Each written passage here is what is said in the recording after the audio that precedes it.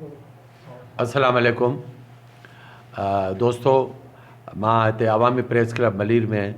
नज़ीर अहमद चन्ना मुस्लिम लीग नवाज़ शरीफ में जॉइन करण जो नज़रियाती तौर ते ऐलान कयां थो। ख़ासि तौर ते मुल्क जूं हालतूं जमहूरी क़दरनि जी पायमाली ऐं पाकिस्तान जे अंदरि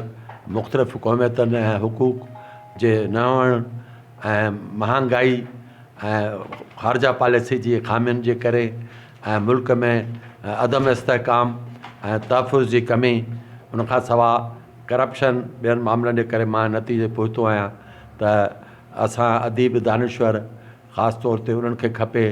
त कंहिं पार्टी जॉइन कनि। ऐं मां ॾिस में जवानी में रहियो आहियां बनियुड ख़िलाफ़ तहरीक में, ॿियनि तहरीक में, अवामी तहरीक में, अवामी लीग में, नेशनल पार्टी में काफ़ी वक़्तु मां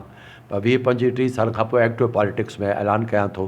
ताकी हिकिड़ो रोल अदा करे सघां मस्बत तरीक़े सां ऐं सचाई ऐं प्यार ऐं मोहबत जे पैगाम खे आम करे सघां। इहा मुंहिंजी ख़्वाहिश आहे ऐं इन करे मां ऐलान कयां थो त मुस्लिम लीग नवाज़ शरीफ़ हक़ जे कान बीठी आहे ऐं जाखोड़ करे पई जमहूरी क़दरुनि लाइ। मुल्क जा हालात बलूचिस्तान जा, सिंध जा ऐं जिथे किथे ॾाढा ॾुखिया विॻोड़ी थी रहिया आहिनि, उनखे हल करण लाइ मां चाहियां थो त मां तारीख़ी रोल अदा कयां जे जवानी में सिंध ऐं जमहूरियत लाइ कयोसीं त अॼु मां इहो करणु चाहियां थो। ऐं मूं सोचियो त इहा ई पार्टी आहे जंहिंमें रही करे आऊं इन्हनि जमहूरी क़दरुनि जे साथ खे अॻियां करे पूरे पाकिस्तान खे मुतहद करे ऐं क़ाइद आज़म जे शख़्सियात जे तहत पंहिंजे कम खे अॻियां कयां।